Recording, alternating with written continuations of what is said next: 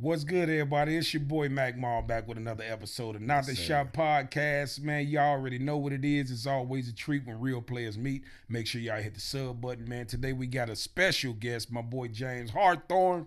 You dig? What's good, my boy? Yeah, buddy. I told you, man. It's your boy Chicago's very own James J. Hustle Hawthorne, reporting to you live from Not the Shop Podcast. It's your favorite big black big bag. All right, man. Tell them your resources where they can find you at. Man, they keep kicking me off social media, but you can always find me if you type in the hashtag Ghetto News Network or on any other platform, type in Funny Black Conservative. You'll find me. That's what's up. Or you can just type in James Hawthorne. Man, you'll find me. I'm the fattest one on there. You will see me. The mayor, right? So I found out that he stays over there on Menard some fucking way. No, that's just where his house is. Right. Okay. So, I've never been over there to personally see his property or see him or what kind of security detail he got. But apparently he walks around with a heavy armed detail for protection, right? 173 armed security guards that are sworn police officers. Right. So this seems like it seems like they're point shaving when it comes to the money, because there's no way you should need 173 people watching your back. If now I'm gonna say this because I hope that the mayor see this. I hope that everybody that's into politics see this, right? If this man needs 173, you said 173 security armed forces around him when he move in Chicago, that is directly saying we need the National Guard. Okay, that's what they're saying. Now, that 173, they not with him at all times. They protecting his property over there where he originally stayed. Furthermore, the man is not even from Chicago. Brandon Johnson is from Elgin. So for you to come into Chicago and tell us what Chicago need, dude, you not even a Chicagoan. Well, see, yeah, that's what I wanted to talk about, because it seems like that he had an agenda which was funded by somebody who had a policy that they was trying to put in place and used him to get black people's votes. Because now it seems like, because this is where I see it, right? Like I try to put my mind in the mind of how they thinking, right? And for me, it seems like this. I'm just looking at us as a whole, as black people. Black people don't vote. Nope. We don't stick together. Nope. We have no financial literacy whatsoever of nothing. We just broken all over the place. So in my mind as a politician, I'm thinking those people don't even matter, because they just so broken, we don't need them. So what we're gonna do is we're gonna bring in another group of people that will stick together, that will follow our policies if we give them some help. This is where the migrants come from. Yeah. They're going to ship all these motherfuckers in and ship our ass out because they voting. You know why? Because this black motherfucker is pushing for them. So they going to stand behind him. And this is why I think that he's holding out on the National Guard, because I think that the National Guard come with ICE, right? They come with all that. They going to catch. ICE is here. Right. But see, when the National Guard comes, shit gets serious. Yeah. That's for real, for real. And what I see is this. It's like, he's trying to hold Trump from bringing them here long enough for these motherfuckers to get their papers right so they can't get put out. That's what it seemed like it's doing. It's like, I'm going to stall them, because if they come, they're going to put most of my votes the fuck up out of here. Yeah. So I'm going to push back against Trump to keep them from coming until all these illegal motherfuckers' paperwork go through. They put, because he's the mayor, so I know he pushing shit through. Now, when you speak about the paperwork, you do know Joe Biden and Kamala Harris was trying to fast track paperwork. So everybody that they let across that border, they were trying to immediately make them citizens. So that makes what illegal immigrants aren't here for the safety of fleeing their country because, some things are going on in Venezuela or Nicaragua. They are here to replace us as black people is the new Democratic vote. Yes, absolutely. I believe that. That's what is, I absolutely see that they trying to replace, because the west side of Chicago, the property's going up. I remember my grandma stayed on McVicker, 1600 block of McVicker, right on North Avenue, right? They bought that house in fucking, I want to say 85. They bought that 2-unit building. That's where I grew up at, for $85,000. Yeah. Them properties over there right now is worth $500,000 $600,000. You see what I'm saying? And my family still lived there because my grandma actually died in there. The building caught on fire. And my grandma and my uncle passed away in the motherfucker. So they rebuilt it, and that side of the family moved back in it. So they still there. I haven't been there in a while. But them properties over there, but when I go through there, you know, just to reminisce about old times and shit, I see white people running with dogs and shit. I see Mexicans on the corner selling corn and shit. Like, where the fuck all these Mexicans come from? The whole because the Puerto Ricans used to be across the tracks. Like Grand was the separation between really Amos and Park. Amos and Park was the separation, and Galewood, all them up in between there. Basically I'll say Grand was the separation between Puerto Ricans and blacks. Yeah. They didn't move their ass back our way now. They taking over all that shit. The Puerto Ricans don't like the illegals. The Puerto Ricans can't stand them. The Mexicans and the Venezuelans that came here legally, they can't stand the immigrants because they came here the wrong way and they obtaining everything pretty much like it's handed to them on a silver platter. But just like you said, that was pretty much a boundary on Grand. Me and my wife rode through the hood. My mama building still right there on Averson, Ohio. They've had that building. I was born in 82. I think they've had that building since 1978 or 1979. The property value is increasing. The reason that a lot of the crime is allowed to go on and the Democrats try to brainwash people, crime brings money. When they bring them property values down, people flee the hood, or they either take your house by eminent domain because they say they building something. So if your property was worth $200,000, now they've gentrified everything. Now it's worth $500,000-$600,000. Now black people that was in the neighborhood that was forced out of the neighborhood or left the neighborhood can no longer afford anything in that neighborhood. You know why? Because they vote Democrat. They vote for food stamps, housing, and they vote for all the shit that poor people need. And I realized that because as a kid, like I say, my whole family was Democrats. Yeah. And I didn't know why because I wasn't into politics. But now when I look back, my grandmother was poor. I had a single mother. You know what I'm saying? My mother's side of the family, they was average people. You know what I'm saying? So they needed food stamps and shit like that. Like every month is when we ate good. When the first of the month to about the third or fourth, we used to have pizzas, all kinds of shit. And then the rest of the month, we had to eat beans, rice, and boiled chicken and shit. You know what I'm saying? Yeah. But now I see when I'm older and I own shit. I got shit going on now. And I'm like, I'm looking at this shit like, I noticed. Now, I'm 45, right? I've been around since the 80s.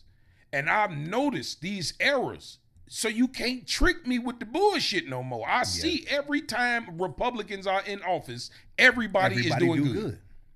Every time a Democrat is in office, 3-strike law. Motherfuckers going to jail. Motherfuckers dying. Motherfuckers poor. Motherfuckers ain't got no money. If you want to stop crime, there's one simple solution on how to stop crime. Put some money in the hood. And Donald Trump proved that. I'm going to tell you why. And I saw it with my own fucking 2 eyes. When Donald Trump was giving that PPP shit out and all these motherfuckers, now everybody got the money illegally. But wasn't nobody killing nobody. The fucking Louis lines was around the corner. Look, people, don't get me wrong. People were dying. But for the most part, people were taking private flights. Motherfuckers, this one, everybody bought Cuban chains. Motherfuckers buying Rolexes and shit. Motherfuckers taking flights. Motherfuckers, everybody was getting money, and it was less bullshit because people, man, I'm getting money. When you getting money, you don't come outside angry. Yeah. Only when you're broke and poor is when you come outside like, I gotta take some shit. My baby need Pampers. Christmas coming up. My birthday coming up. Niggas ain't got nothing else but to rob, but to kill because ain't no money. I get it from both perspectives. I agree with you, but I disagree on a certain, level. You're right.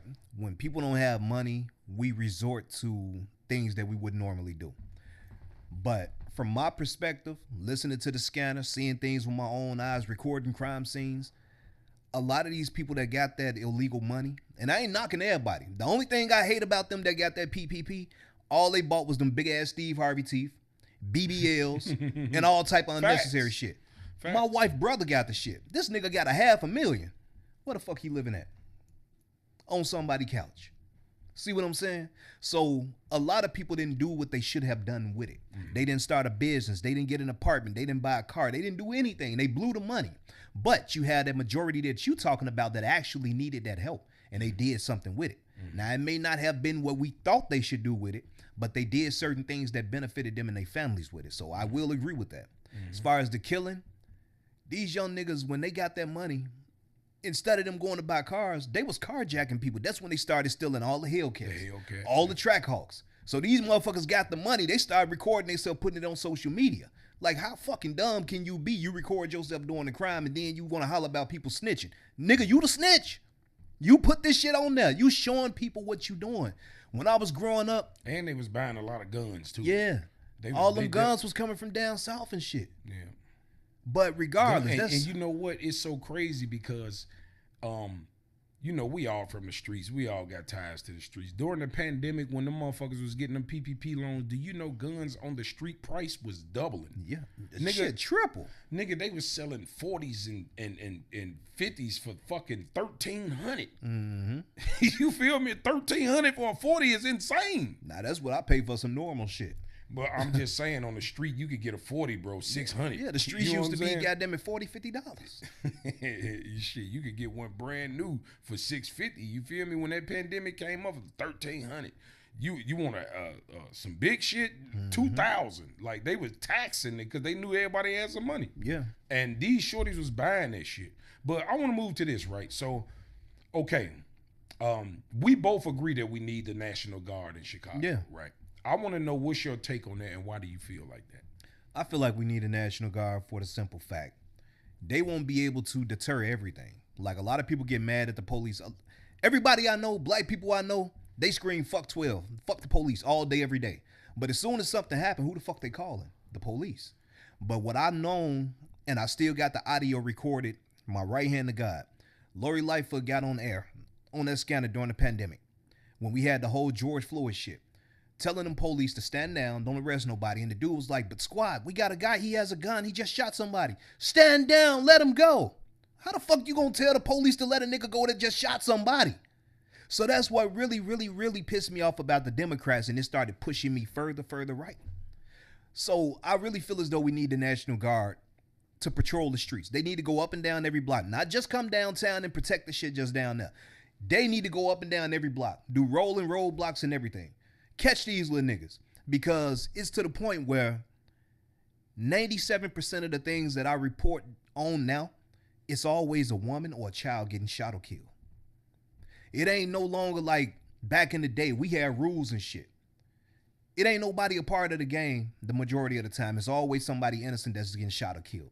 And furthermore, it's like when we speak on this politics shit, I come from a hood. I'm off the avenue. I was praised for being a conservative vice lord, but I'm ridiculed for being a conservative voter. That don't make sense to me. When all I try to do is open our people's eyes to what the fuck is going on and uplift our people, but they turn against me. So now I'm to the point, like, I understand exactly what Charleston White be coming from.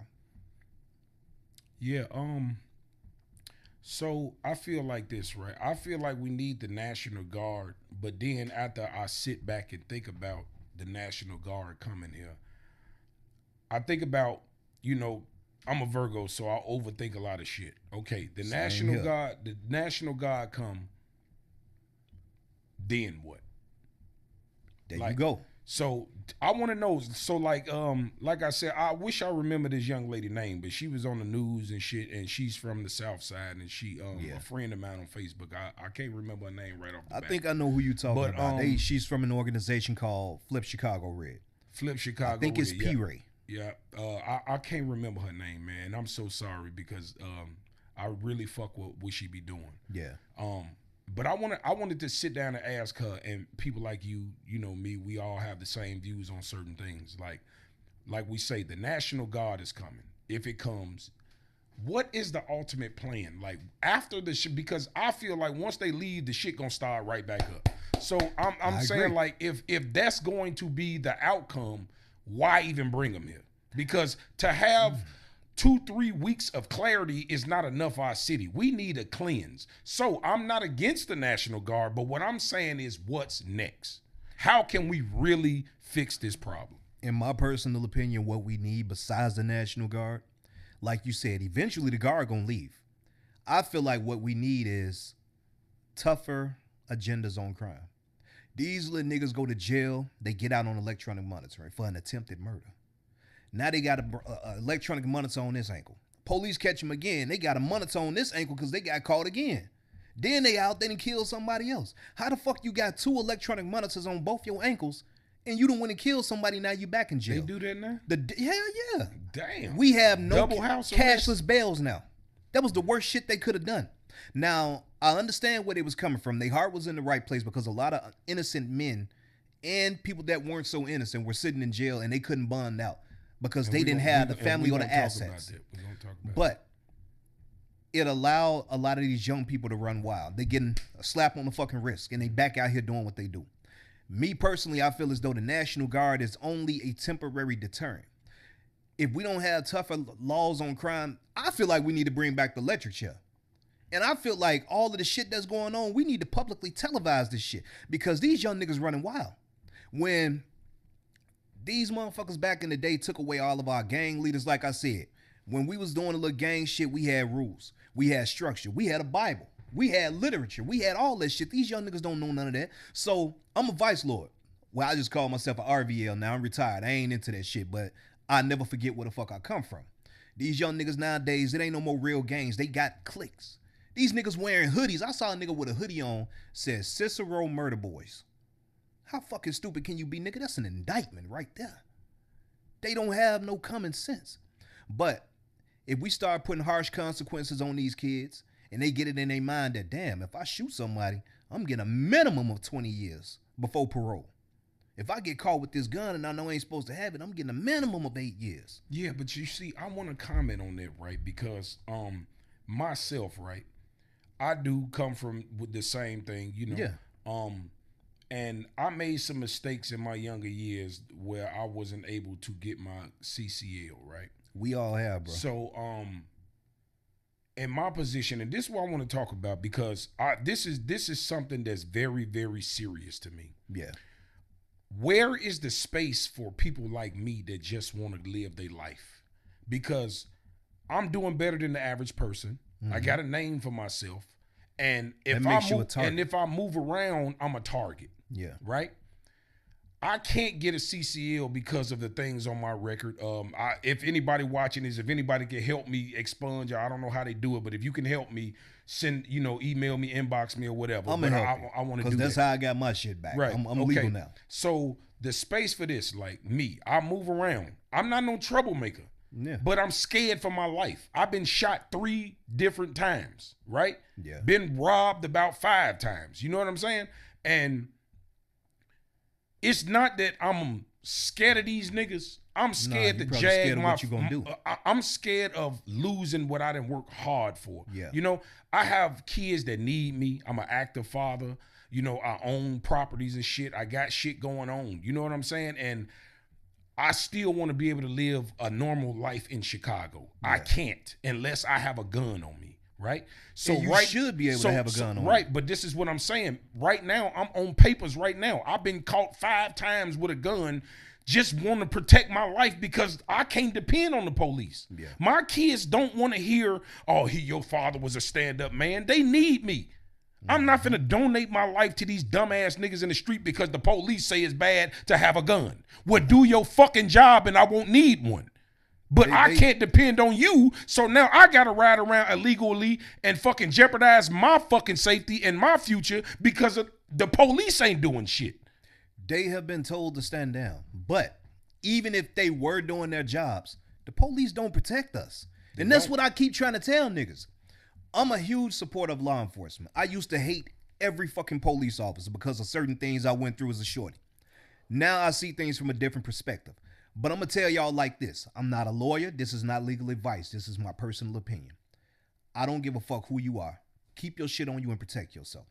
The police are strictly there to come after the fact. If the police knew what was going to happen before time, that means they could see into the future, right? They can't stop this shit. But think about this, though, bro. Think about how many innocent people like myself have either went to jail or on papers, on house arrest, all this extra shit when they just everyday citizens wanting to go home and be with their family. They scared. People have jobs. We have to go to work. It's fucking hard out. They robbing postal workers, walking up the street. They robbing motherfuckers with the mail. They don't have nothing on them. What are you robbing them for? So it's like you can't fucking do nothing without having a gun on you in Chicago. So now you're an average citizen, just want to work and go home to your family, but you got to have a gun on you. Now, here's the thing. You might have done some shit in the past that's preventing you from getting a CCL, but that don't mean you can't defend your life. You see what I'm saying? Given right to defend our but lives. That's what I'm saying. But we're looked upon as criminal. They treat me like a criminal because I got caught with a gun. Motherfucker, I'm trying to get home. You don't. All these people at these high ranking, y'all don't move at where we move at. We in the hood trying to make a living for our families. And we're not troublemakers. We're not none of that. We just want to go home. I'm going home, minding my business. I get pulled over. I got a gun. Get out the car now. Now I get to the judge. He looking at me like, oh, you're one of those niggas that be killing people. No, I'm one of them that's trying to stay away from them. But y'all catching us, but you're not catching them. You see what I'm saying? So it's all these innocent people in the fucking county on papers, on monitors that's catching backlash from shit they ain't even got a just trying to go home. That is unfair. I believe you. It's unfair, and I think we need to fix some. I think that every person, if they look at you and your background is not violent, no shit like that, they should let you go, man. Like these people, these police know it's fucking hard out here. If you pull me over and I got a gun, look at me. Do I look like a troublemaker? Come on, police, man, let me go. I ain't finna lie. If I was a cop and I pulled the motherfucker over and I see they don't have a violent background, with the way things are nowadays, shit, I'm gonna use off of discretion. I'm gonna look the other way. Right, that's what I'm saying. That's how it should be. Like, man, I understand how it is out here, bro. You ain't no troublemaker. I know you got it on you, man. Just go home. You know what I'm saying? Just go home. Because you know how it is. These motherfucking police, they have guns. And this is why they so anti, because they scared. Yeah. They got guns and they scared. So how the fuck you think we feel? Shooting the police. But that's what I'm saying. How do you think the average citizen feels when they step outside their door? So for me, right? I could live in the city and probably die and get robbed. I got it. So what happens is it forces me to work harder to make more money to move away from this shit. Because where I live at costs double what it costs to live out there. You see what I'm saying? But my money is out there. So when I move around out there, I got to be careful. People know who the fuck I am. I can't move around. I'm not a everyday 9-to-5 working man. People know who the fuck I am. You a target. And I'm not going to say not necessarily because of the money that you make. You a target because you got your head on straight. Yeah. You a target because you got a family and you focus and you want to do the right shit. So all of them niggas that you was in the streets with, you are bypassing them. And they still in the same fucking place. Them niggas are envious. I seen a nigga kill his own brother. Not personally, but on camera. The man killed his own fucking brother. His blood brother, not step brother, his own brother. Cried with the mama, went to the funeral and everything. Found out that he killed his brother because his brother got $1,600. Your own brother will backdoor you. Yes. I don't trust shit. The Chicago people, the way these people are in Chicago now has totally changed. And like our age, see, this is why it's hard for people our age to transition over to this new generation shit, because we come from eras where it was you actually had friends. Yeah. You know? We come from the era where you can walk down the fucking street. We come from the era where you can remember when Cicero and Madison, when all the pimps used to park their cars and we used to get out and walk and talk to the women. Nobody had no goddamn guns. And see, that's the era I come from. That's what I'm saying. That's why I say bitch a lot. I wanted to be a pimp when I grew up, shit. But that's what I'm saying. We come from the era where we saw genuine people, right? And now you fast forward to now, it's like everybody looks strange. Yeah. Because there's no real love. People only around you for what they can get from you. Like, I will argue that I had more fun in life when I was broke. When none of us had shit, we had no reason to hate each other because ain't none of us good got memories. Shit. It seemed like when in our little crew, when people start going up, he go up, he go up, he go up, he go up. And it's like now these egos, you know, I find that I get a lot of attention from people who actually doing good. Yeah. Like broke niggas listen to me. It's the niggas that's on their feet that's envious, because how it seems is that people okay with looking down at you and looking at you. Yeah. But when they start having to look up at you, it becomes a problem. It's They not want even you- necessarily looking up. Well, I mean, like If this. you They'll tell you, man, I want you to make it. No, they until don't. you make it. No, until you make it. A nigga act like when they see you just like you said, you want to start your part. You'll have people saying, man, bro, your shit gonna be dope. Your shit gonna be dope. They really don't want your shit to be popping, but they'll tell you that until it happens. And once it see happens, you doing good, but they don't want to see you doing better than them or nowhere close to them. When somebody see you on the right path, and if they right here and you right here, they will still envy you if you get right here because they see you rising. It's the motherfuckers that you know, man. It's the people that got it that look down upon you like you just not worthy of some shit. and that's why I get fucked in this era a lot, man, by a lot of shorties, man, because I'm from that old school where you put niggas on, man. You know, you help your brothers, you give them knowledge, you talk to them like the big homie. You see they need some help, you give them some help. That's the era I come from, man. I done went in the holes thousands and thousands and thousands of dollars helping these young niggas, and they run off with my money, run off with this, run off with that, and it's like y'all don't even know how to keep good niggas in y'all corner. Like, I'm the type of nigga, every solid nigga I ever had in my corner, if I went broke today, I can touch $1 million just like that, just off the relationships that I have with so many people. You see what I'm saying? I've had solid relationships with niggas for over 25 years. Even when I was hustling and niggas used to put me on and I used to put other niggas on and they fucked the money up, I would always straighten out my connect. It ain't got nothing to do with him. So I always kept good grace. That's how I was raised, to always keep good grace with good people. These new niggas look at you as a lick. Oh, big homie ain't gonna trip. He don't need the money. That's what they say when they run off with your shit. He don't need it. Why you counting my pockets? Nigga, I got bigger bills than you do. They don't give a fuck. You feel me? They don't You give a talking about your motherfucking rent $800 and you short, nigga, my rent is $4,000. Fuck is you talking about? I need my money. And that's why I'm not trying to portray myself to be no street nigga. I'm just a nigga from the hood that grew up in the streets. I ain't never tried to portray myself to be no tough guy, but I ain't never bagged down from shit. I tried, you know, to dibble and dabble in the little hustling shit. I tried that shit. But like I was telling you earlier, I got a cousin that's 5-star Universal. He a traveler. Motherfuckers like, no, hell no, big homie, get the fuck off the block. We ain't fuck, man. Heavy ain't finna do shit to us, like shit like that. So honestly, man, if it wasn't for my cousin Heavy, man, I really believe I'd be dead. I really believe his name protected me in a certain aspect. But being a shorty, you know, I had both parents in the household. And no matter how good your parents raised you and no matter how much they teach you the right shit, when you become a teenager and you go out amongst your friends, you gonna do what the fuck you want to do. It's culture. The So culture I'm always out change. selling dummy rocks and shit. Right. You know, this stupid ass shit. Man, we did some dumb shit as kids, but it ain't shit like these kids doing nowadays. But more so, I was more of a hustler. I wasn't really no dope boy. I was, and I'm ashamed to say this shit, I was the gun runner. Nigga, everybody had a record. I didn't. I was getting shit that niggas couldn't get. And I stopped doing that shit around, I think it was 2007.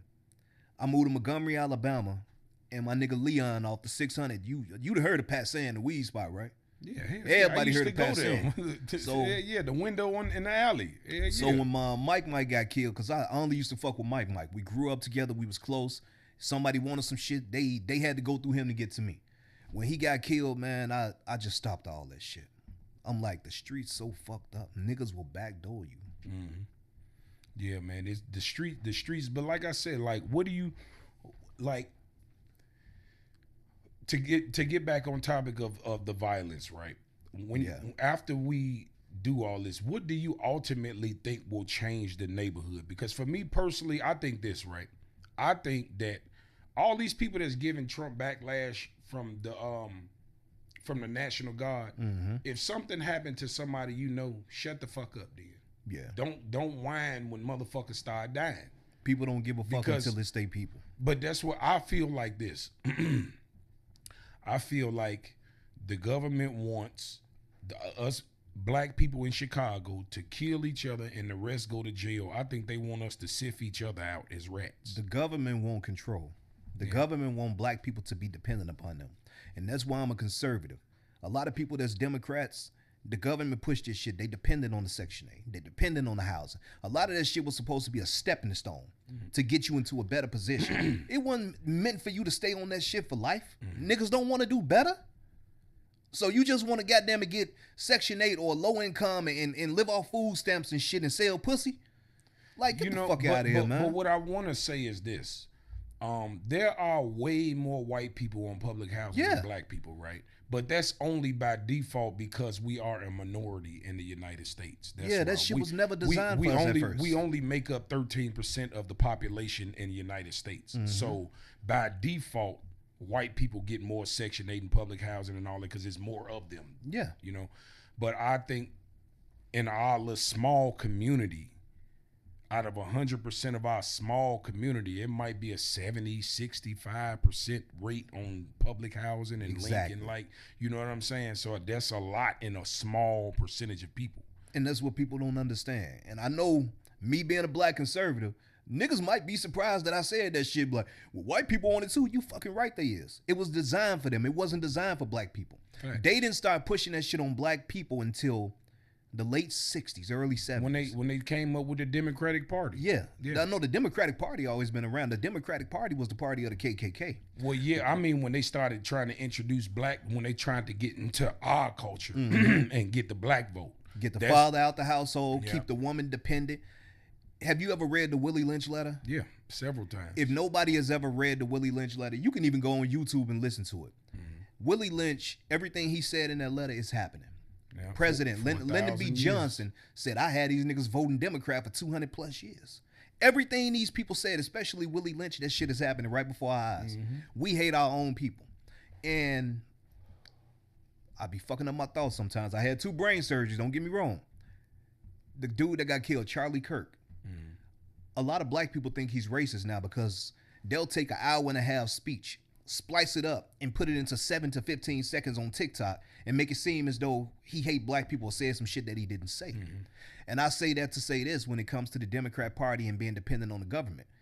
He is trying to tell people just like Trump is. People, well, Trump trying to kick us off Section 8. He don't want us to have food stamps. No, this man is telling you, why the fuck you dependent on the government? Why do you want the government to control you? You see what I'm saying? So, and do you think that black people should get reparations? I have mixed feelings with that. I feel like reparations will not do shit for the black community. Simply because when everybody was getting them fraudulent PPP loans, nigga, we had billions of dollars circulating through the hood. Like we said earlier, 98% of them didn't do good shit with it. Now, as far as reparations, I'm not a slave. You not a slave. I don't know no white people that were slave owners. Now, if this would have happened years ago, yeah, I agree with it. But in 2025, fuck no. My daddy and my mama both grew up in Louisville and Natchez, Mississippi. My daddy was born in 1947. My mama was born in 1957. My daddy was a sharecropper. You know what that is? My grandma was one. You think you got this house, but it really ain't your house, but you gonna work this land for us and you can keep the house, but you still gotta pay us rent for the house. They wasn't shit but modern day freed slaves. My daddy never talked bad about a white man or racism or shit. He pretty much told me the same shit like Martin Luther King said. You judge a person not by their skin color, but how they treat you. So with the reparations thing, if it would have went to like my dad or my granddad, I understand. But our generation now, they ain't gonna do shit good with it. Okay, so I want to break this down, right? So I get where you coming from. Okay, I definitely understand. You basically saying shit. We didn't go through shit, so why the fuck should we get the money, right? I mean, I love the money. Even as a black conservative, nigga, I need the money. No, but bullshit ain't about nothing. Hey, we all do. But I'm just speaking, you know, from a political standpoint. So like, don't you think that there's a lot of white people that's receiving reparations right now from their forefathers that own shit? Because remember, we wasn't able to buy properties, own businesses, or none of that. So these big corporations like Ford, Chevy, Coca-Cola, Pepsi, you know, Kellogg's Corn Flakes, all these corporations and shit been built long ass time ago. Yeah. During those times where we couldn't have shit. So they basically had a head start on us. Yeah, they did. So when I think about that, I think that we should receive some type of head start because they had one. And I then a cannot lot of agree. and then a lot of things that was put in place for us to lose. You know, we're not gonna sit. And I understand. Me and you, we ain't been through none of that shit they've been through. None of that. You know, we had equal opportunity to do anything we wanted to. But a lot of us, you know, you say you had both parents. I didn't. You know, and there's some people that didn't have what I did, and there's some people that didn't have what they did. Some people, fucking, what do they call it? Orphans and shit. You know, they get sent off and they don't know who their parents is. Some people is just dealt a bad hand, right? That's true. And the result of that, they raise more bad hands. You see what I'm saying? Because they don't know better. They did. But And then now we have a lot of these kids in this generation were all products of bad hands. And now we're forced to look at it as if, damn, black people are all fucked up. But it stems back from the beginning. This just didn't happen. It's just not this generation that's fucked up. Because remember, think of how hard our generation had it. Our daddies and shit was on cocaine. Like these niggas today is on pills and they got their own drug. But they're having kids at kids. Yeah. At least our parents was grown dope fiends. But These shit, motherfuckers are kid dope fiends. with our parents and our uncles and aunts and shit, we knew certain shit was going on, but they had the respect. They didn't do that shit in front of us. These parents nowadays are raising their kids, and I got cousins. I can attest to this shit. These bitches selling catfish dinners, selling pussy, got the PPP, all that. Don't have shit to show for it. How the fuck you got 9 kids and you sleeping on your sister's couch? Not only is you sleeping on your sister's couch, when we did shit, we didn't do it in front of our kids. You see what I'm saying back then? Or our parents didn't do it in front of us. My cousin, I swear to God on my motherfucking kids, her 3-year-old can roll a better blunt than you. That's insane. Make it make sense. It's certain shit you just don't do. So this generation is actually teaching their kids their lifestyle. Yeah. Their kids are growing up. I be on Facebook all day. I see little 4, 5, 6-year-old girls. They used to have barrettes and shit. They used to play double dutch. They don't do that shit no more. Man, they twerking. And you know what? So my I have a 5-year-old daughter, right? And her mom is 11 years younger than me. So she's damn near 2 generations behind me. And certain shit she do with my daughter, I don't like that shit. Yeah. Like she got a whole life ahead of her. I'm old school. Like what you said, the barrettes and shit. Kids I are don't not want kids my no daughter more. with no motherfucking weave and grown lady hairstyles and shit. But you know, I have to be lenient because her mama is so much younger in a different generation. So they dress little girls. She don't dress a grown and provocative no shit like that. But it's just certain things that I feel like she can wait to do. You know what I'm saying? Like you got to think like she's 5. She's still, you know, at 8, 9, she can start doing that at 8, 9. You know what I'm saying? Like girls, when we was coming up, they had scrunchies and shit. Yeah. You feel me? Into high school. They don't have that Like shit no more. I think in our era, the first time a girl really got her hair done was motherfucking 8th grade graduation. Yeah. That was like the first time she had a real big hair ass honey bun and shit. yeah, shit you swooped feel me? over. Like they were Yeah. little girls all the way up until high school. Yep. Now these little girls, they fucking young ladies at 8. Motherfucker 5 years old with a lace front. Nails done and shit, belly tops, Yes. booty shorts. Man, I've had people say, well, you just don't like it. That must mean you looking at it. Nigga, do you know what the fuck you saying? Nigga, I got daughters. Right. I got daughters. I'm telling you from a man's perspective, stop disrespecting yourself and stop allowing your child to disrespect themselves. Because me as a man, I'm telling you what you shouldn't be doing with your little girls or your little boys. But you got some creepy ass niggas out here that ain't saying shit because they watching these little girls. And on top of that, I think that the black mother makes it very hard for a real man to raise a child. Yeah. Because a lot of these women take control.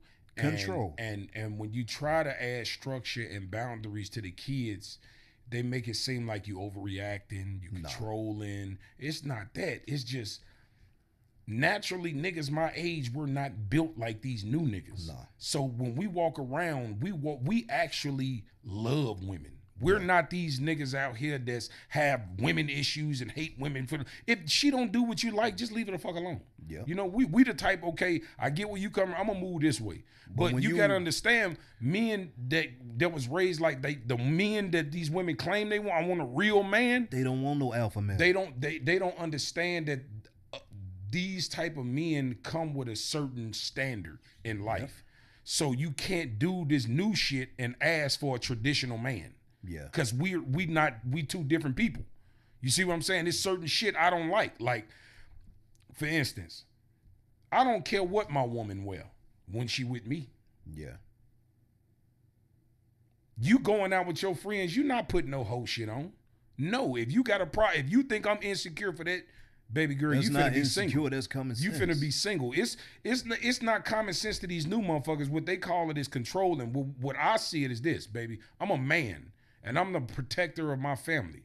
And I know how other men is, and I will not allow my woman to go out advertising what's mine. Exactly. You see what I'm saying? Now, when you with me, you can wear see-through. I don't give a fuck what you wear when you with me. But when you're out with your friends, you conduct yourself like a lady. Don't you want me to conduct myself as a man?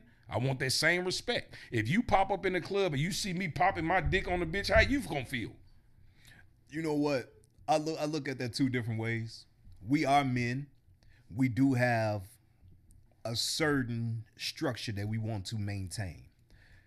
If a woman is with a man, y'all, nigga, we together. You ain't even got to be married. If we in a relationship, as a woman, you should know not to go outside half motherfucking naked. It's disrespectful. Like, you ain't say that shit before you got with me when you, bitch, that's how I got you. So you mine. I don't necessarily, like what that nigga Terrence Howard say, I don't necessarily own her, but she mine. But, so, you know, I wanted to comment on that, right? Because I hear that a lot because, you know, obviously I had to do the dating shit, right? Yeah. So a lot of women say, well, that's how I dress. That's how I was before you met me. So you have to accept who I am, right? Nah. And I simply say this, that's fine. But guess what? I had hoes before I met you. Mm-hmm. So you want me to keep them or you want me to let them go? Because if you going to keep who you are, I'm going to keep who I am. They want to change you, but they don't want to change. Exactly. And then they say shit, that's not the same thing. To a man, it is. Yeah. To a man, it's the same thing. We don't think men are different from women. We have different rules. And I'm not saying that the shit fair, but that's how we are. So even in the Bible, a man wasn't even designed to be with one woman. No. We do certain shit, but it ain't what you do, it's how you do it. Well, the thing about it is I used to be a pastor. I don't know if you knew that, but yeah, I used to be a pastor. Shit, amen. So nigga, you serious? Yeah. Oh shit. Facts. Hold on, so to be honest with you, right? When women say they want a God-fearing man, yeah. When you're really into, you know, the understanding of the Bible, this is why I say people just throw a lot of words around this sound good. Because you don't want no man of God. You don't, right? No. When you talk about a man of God, you have to understand, if you've read the fucking Bible, you'll understand that there were many different men of God. Mm-hmm. All of them was not faithful and all of them was not whoremongers. Which God-fearing man do you want? Because just because I got hoes don't mean I'm not God-fearing. Because there were plenty God-fearing men in the Bible who had hoes. Name a time there was ever a faithful man. But that's what I'm saying, though. So you have to be specific when you say I want a God-fearing man. Because we're all God-fearing, but we all have different instincts. Yeah. You see what I'm saying? We're all not the same.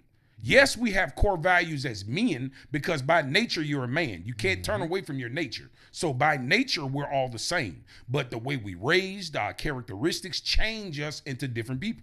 Yep. You see what I'm saying? So core values of a man. You feel like as a man, I'm a protector, I'm a provider. That's instinct. That's just your manhood. Yeah. When you get a woman, you feel like it ain't something you ain't got to question. You just know I'm the protector by nature. We all feel like that. But some men might feel like it's okay to do certain different things. And this is why we categorize men as beta, alpha, and what's the other, sigma, shit, different types of men. But we all want to respect. This is something across the board. We all want respect. We all want loyalty. We all like beauty. That's universal. Now, beauty is in your beauty. It might be different from mine. That's just because of our different characteristics of what we like. You might like them light. I might like them dark. He might like skinny. He might like heavy set. I like them biological. Shit, Facts. Nowadays, you don't know who the fuck is who. Facts. So, I want to talk about Charlie Kirk, man. Okay. Obviously, Charlie Kirk was just assassinated. A lot of people, you kind of touched on it earlier about the segments that they cut up and make him seem like he's a racist. What is your thoughts on Charlie? How do you feel about him as a person? His death or just him as a person? Him as a person and what he stand for. Him as a person, he reminds me of me and you. He's just a white guy. Everything that he really spoke on, it was all about the nuclear family, core values and different things like that. It was all about family. I watched him speak to black people, white people, trans people. Like everybody he spoke with, it was always all about family. And that's what the Democrats do. They trying to divide us. Even like I say, black people hate me because I just tell the truth about shit. So I'm a coon, I'm an Uncle Tom, I'm all that. If you look at Black Lives Matter, when the fuck do Black Lives Matter? To black people. The Black Lives Matter organization wasn't even started by a black man or a black woman. It was started by two motherfucking lesbians and a trans guy. They not even black. So what the fuck did that $1 billion go to? You see what I'm saying? So Charlie Kirk was really trying to do things like I'm doing and you doing and everybody else is doing and expose things in your own way. And what I liked about Charlie Kirk, he would debate anybody. He was going into the lion's den. He was going on these college campuses where the people didn't like him. And he gave them chances to debate him. And he answered them respectfully. And when the crowd would boo these people and say, oh, get the fuck out of here. Like, oh, wait a minute. I believe in free speech. And even though this person is saying something I don't agree with, I believe that they should be able to speak. So quiet down and let them speak. That's what I respected about him. He didn't just try to push shit on people and overtalk them and force them to have the values that he had. It was an actual debate to open each other's eyes and to conversate. Yeah, he said that he made a statement about the moment that we are unable to communicate and debate is the moment when violence occurs. Yeah. So what I liked about Charlie is that he made his case, regardless of what he stood on. He he said it how he wanted, but also he was able to hear other people out, and understand where they're coming from and try to get a clear understanding of why they feel the way they do. What I liked about him is that, like you said, he talked about family. He was very big on family, very, very big on religious, which I'm not religious right now, but he was very, very big on religion, keeping the family structure. I mean, most positive things. With the clips that they was presenting when he died did a horrible job of representing who he really was. Yeah. Because people who didn't watch him took those clips and automatically became racist. But that was by design. They did that on purpose. Facts. They did. I can see that. You know, but those of us who actually knew Charlie and watched him before this, we understand what's going on. You know, they put out a clip about what he was talking about, the black pilot, right? Yeah, the DEI shit. Yeah. So a lot of people don't know that he was actually talking about the DEI situation where, you know, where companies had to hire a certain amount of people even though they was less qualified. 52% of black or female. Right, absolutely. So now it's like even now myself, I'm a black man, and if I get on the plane, I'm gonna think the same thing. But it's not gonna be my initial thought. My first initial thought when I see a black pilot is like, damn, okay, we got a black pilot. I'm happy for him. That's my first thought. But my second thought is, I hope this motherfucker qualified. I think the same thing.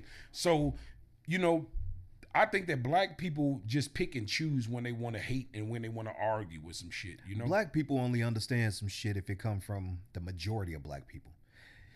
Me and you could say some shit, and me and you may not necessarily agree to everything, but me and you could say some shit, and somebody that's in one of these cameras can be watching. And just because they black and they see us as black men, they will agree with what we saying. But if a white man said the same shit, he's racist. But then you got other black people that'll look at what we saying, and instead of agreeing, we coons or we Uncle Toms. We tap dancing for the white man. I think me being a conservative, well, I wouldn't say I am a conservative because, like I say, I'm just fresh into politics, so I'm not in it that well to give myself a title. But I'm leaning more towards. Let me stop you and ask you this: Dr. Martin Luther King Jr., Malcolm X, what were they on a political scale? I'm not sure, but I lean more towards Malcolm than Martin. Yeah, I'm a mixture of both. I preach that peace shit, but don't ever think I can't get violent. Malcolm and Martin were both black conservatives. People hear conservative and they think White man with a Trump flag and a pickup truck. That's not what it is. It's black people, especially growing up in the 60s, 70s, 80s, even early 90s. Our parents, our families had conservative values. People don't understand what conservative is. When we say conservative values, we feel like this. I don't give a fuck what nobody lifestyle is. You want to be gay, you want to be trans, that's your business. Keep it in your bedroom. But a conservative man looks at it like this. A man is supposed to be with a woman. A father is supposed to be in a home. A man is only supposed to marry a woman. See what I'm saying? Different things like that. Conservative thoughts, I lean towards that because Taking of the care of the fact it's household. more. I think that the conservative side speaks more on right and wrong. It ain't got nothing to do with how you feel. Yep. It's the right way and it's the wrong way. Okay, now if you want to go outside of that, that's your business, like you said. Mm-hmm. You know, but as a conservative thinker, it's like, okay, you know, this here sounds good, but that's not right. Yeah. That's what it is. I want to we probably got about a good 10 12 minutes left. I want to talk about our mayor for a second. Okay.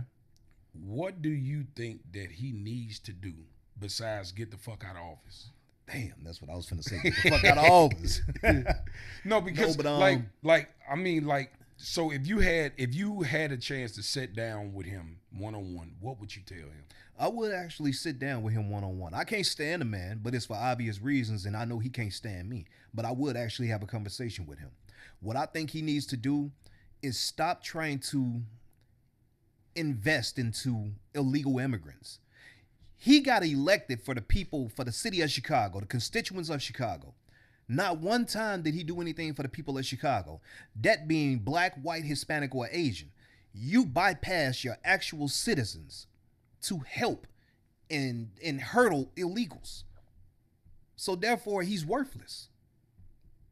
He needs to focus on the people of Chicago, what they elected him for, and what they are saying and what they desire. I don't agree. Why is he going up on people's property taxes? To help more money for the illegals. Because Trump cut the federal money off of Illinois. So I saw I'm not sure if they call it a debate or when the prisoner fucking sit on the podium and talk. What do they call it? It just it's a debate. Okay. So he spewed out a bunch of bullshit, right? About how Trump didn't care about the violence in Chicago because he cut out a certain program which was under the budget of $180-some million that Trump took, right? So when he said the name of the program, I can't remember what the program was, but I had looked into it. I paused it and I Googled the shit. Yeah. So apparently that $180-something million was for a project that they put in place to be able to, so to speak, cut down on violence as if, what is it called? Where they was, pretty much it was like this. There were supposed to be a group that was getting paid to de-escalate violence. That's what it was. De-escalate violence. The intervention team. $183 million for people to learn how to de-escalate problems is fucking insane, bro. That's why Trump took it. That's a waste of money. You know what that sound like to me? And then when I found out about that shit, that sounds like a loophole dumbass company they made up to swindle some money out. Exactly. $183 million. Think all that money going to the illegals? Hell no. Hell no. That money is lining their pockets. But when you spoke on this program, think about what we used to have back in the day, ceasefire. Mm-hmm. So we had gang members and gang leadership and different things like that. And they were supposed to, like you said, intervene and stop the violence. Then them niggas came out, had a basketball game, a barbecue, shit like this every once in a while, but where all the money go? Ain't shit change. Yeah, because it seemed like the millions of dollars is only going to corporations that ain't doing shit, but the people we actually see. So like I got some friends that's a part of that organization. They over there on Chicago Avenue right off Laramie. I think that's their headquarters. So I got a lot of homies working there. So that's like a gang prevention type of program, right? I don't see 1% of that type of funding going to their program because those are the black men in our community that hold power, that can make a difference. Why y'all not funding them? These kids. Why y'all not funding them? Violence brings money. Yes. That's why they not funding the people that's actually in the streets that can stop this shit. But at the same time, like, you know, like they were saying, free Larry Hoover. I ain't got nothing against the man. All I know is of the man. But he's been in there so long, do I think he deserves to be completely free? Yeah. But people think he gonna come back to the streets and run shit. That man ain't on that. That man is old. That man want to be with his family. They know that. So this is the thing. If they let these different gang leaders and lieutenants go and they put them back onto the streets to try to structure these young kids to stop the violence gonna get worse. They gonna kill these niggas because they like chickens with their head cut off. Now you can cut the head off a snake, the snake gonna what? Die. You cut the head off a chicken, that motherfucker gonna run wild. These young kids don't want nobody controlling them and doing shit. And that goes back to, like I was telling you, a cousin of mine. This nigga is like a blood brother to me. We grew up in the same fucking house together. 5-star Universal. He a traveler. I'm conservative. He stayed the fuck out the way. This man got a clothing line trying to do legitimate business. He stay out the way because he know if he go in these streets and try to redirect and teach these shorties how to get some money and do the right thing, they're gonna get him out the way. Yeah, they is. Yeah. Man, well, I had a good conversation, yes, man. Sir. Man, what you think, man? You had a good time? Man, I actually loved it, man. It's a whole lot more shit that I want to talk about, man. You know, like I said, I came into this, I didn't even know, and don't take this the wrong way, I didn't even know you had a real podcast. I didn't look at anything. I wanted to come in this without anything being scripted. I didn't know what you was going to ask me. I just wanted to do everything and give it to you raw, man. That's what's up, man. We definitely got to have a part 2, man. You know, it's definitely a few more things that I would like to talk to you about. So we gonna run it back, man. Y'all be looking for part 2, man. Yes, my man sir. James Hawthorne. Remember, y'all hit the sub button because it don't cost you nothing to push your button, man. Sub to your boy channel. Comment. I need at least 400 likes on this video, man, to keep it in the algorithm, man. And y'all yes, sir. tune in to next time, man. Peace.